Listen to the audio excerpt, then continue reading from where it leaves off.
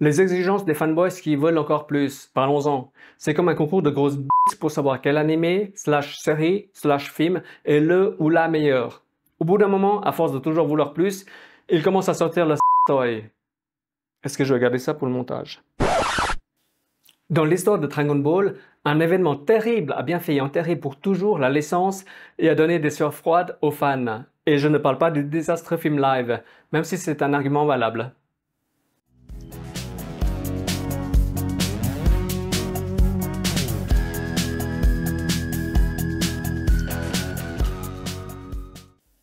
Bonjour à tous, bienvenue sur la chaîne, je suis Aitra.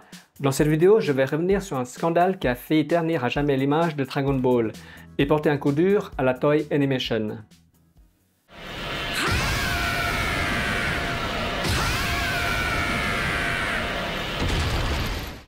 Mais avant ça, un énorme merci à tous ceux qui me suivent et qui laissent des petits mots. Grâce à vous, on est plus de 1000 à partager cette aventure ensemble, c'est incroyable. En ce moment, je suis en train de m'organiser pour vous proposer des vidéos régulières et aussi vous lire plus souvent. Vous êtes les meilleurs. Quand je disais que la Toei Animation c'est une usine, c'est en partie à cause de son rythme de production. Le studio a beaucoup d'équipes qui travaillent sur la franchise, que cela soit pour l'animation, le coloriage ou encore d'autres tâches. Parmi ceux qui ont connu les animés des années 90, vous connaissez la qualité de leur production. Les meilleurs épisodes ou les épisodes clés étaient mieux animés que maintenant, ce qui est incompréhensible.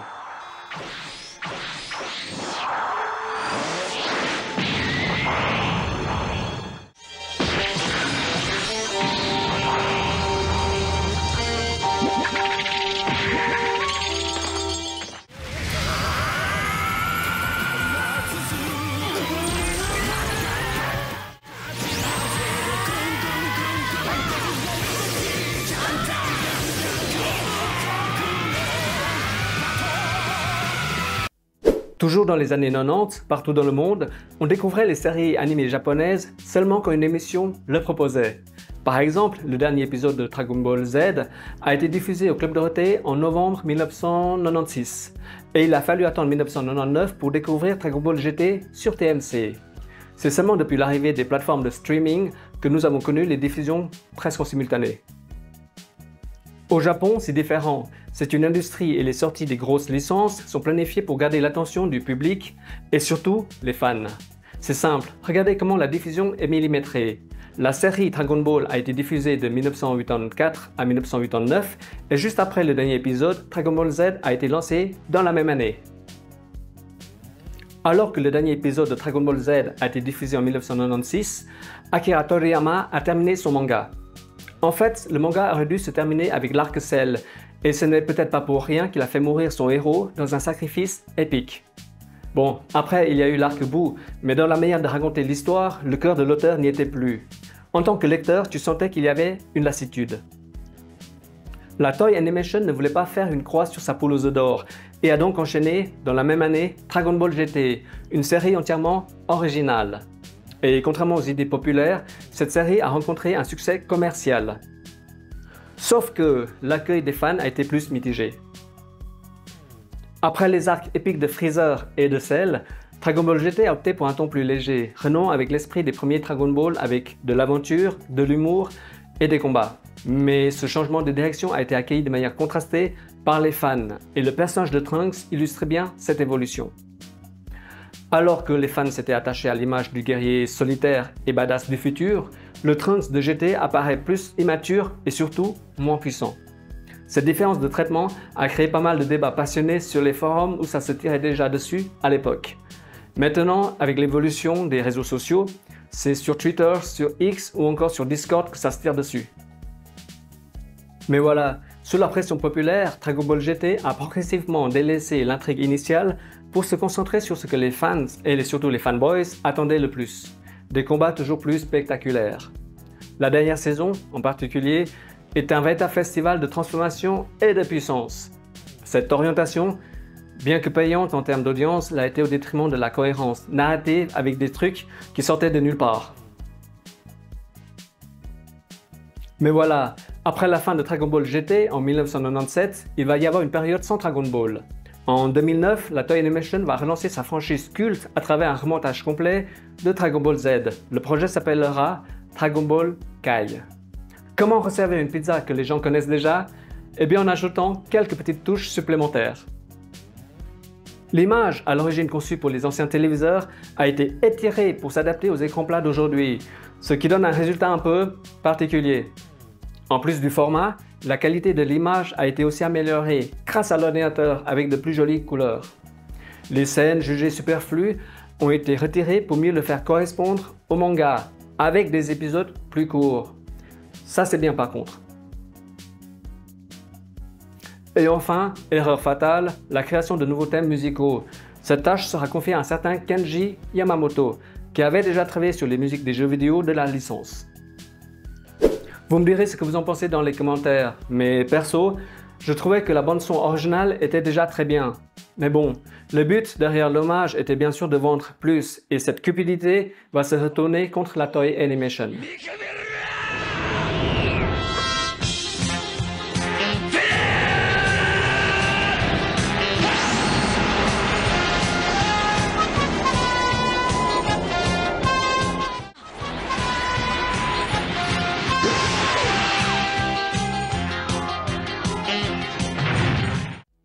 La série sera diffusée à partir d'avril 2009, chaque dimanche à 9 h du matin, pour assurer un maximum d'audience.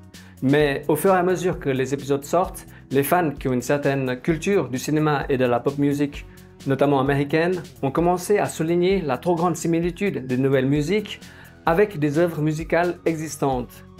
Je vous laisse juger par vous-même avec ces extraits.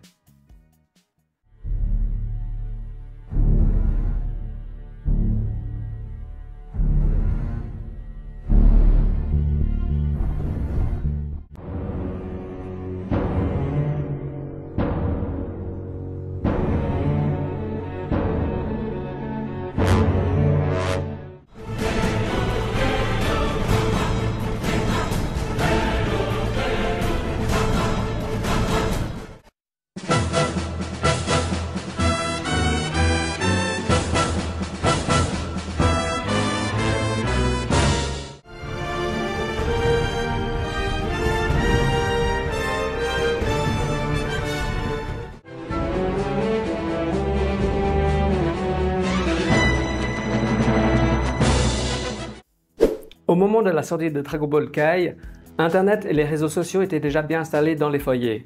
Avec les sonnettes d'alarme qui commencent à sonner et devant l'ampleur du scandale qui arrive, la Toei Animation va lancer une enquête interne. Et suite à cela, le compositeur sera licencié parce que les accusations de plagiat étaient fondées. Et pour corriger cette erreur, le studio va réutiliser les musiques originales. Donc, si vous possédez les DVD ou des Blu-ray avec les musiques plagiées, c'est collector.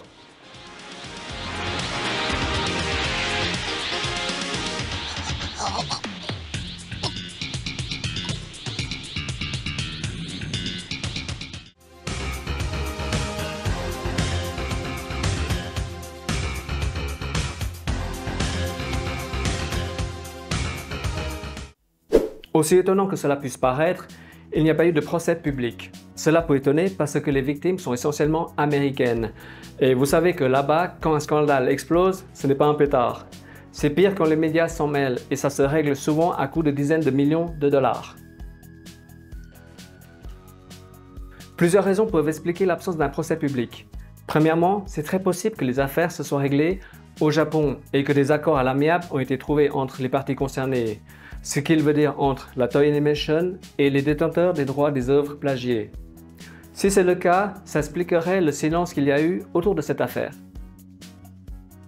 De mon avis, même si l'affaire a eu des conséquences importantes, surtout pour la carrière du compositeur Kenji Yamamoto, elle s'est résolue en dehors des tribunaux et des médias. Je pense que le licenciement du compositeur et le remplacement des musiques plagiées ont permis à la Toei de limiter les dommages sur sa licence mais aussi sur sa réputation. Je pense que c'était la meilleure solution pour toutes les parties. Un procès peut être long et coûteux en termes de procédure et le studio, au lieu de pratiquer la politique de l'autruche, a été réactif. Le choix de ne pas non plus trop communiquer, mais juste donner l'information qu'il faut, a aussi permis de limiter les dégâts sur les réseaux sociaux. Depuis ce scandale, la Toei Animation mais aussi les autres studios ont dû revoir leur processus de contrôle qualité pour éviter une nouvelle affaire Dragon Ball Kai. Pour la Toei Animation, cette gestion de crise leur a permis d'enchaîner avec Dragon Ball Super en 2015. Ce n'est que mon avis, mais je pense que le projet Super avait aussi pour but de faire oublier le scandale. Sans crise, nous n'aurions peut-être pas eu le Dragon Ball Super que nous connaissons et tout ce qui a suivi. Pour le meilleur, comme avec le jeu de combat de Arc System Works, ou le moins bon avec Dragon Ball The Breakers. En résumé, nous allons encore manger du Dragon Ball pour les prochaines décennies. Voilà, c'est terminé. Le but de cette vidéo n'était pas de remuer le couteau dans la plaie des fans avec le scandale Dragon Ball Kai, mais de revenir sur un événement qui aurait pu signer la fin d'une licence ou d'un studio. Si vous avez connu cette affaire de plagiat ou bien si vous le découvrez, pour les plus jeunes, dites-moi ce que vous en pensez dans les commentaires. Pour ma part, je vais proposer régulièrement des thèmes variés pour mes vidéos. Cela peut être un dossier complet sur une série, des résumés, des tutos de dessin ou des découvertes. J'ai pas mal d'idées en ce moment. Bref, merci beaucoup pour votre soutien et pour la force que vous me donnez. Sur ce, je vous dis à bientôt et prenez soin de vous, c'est très important.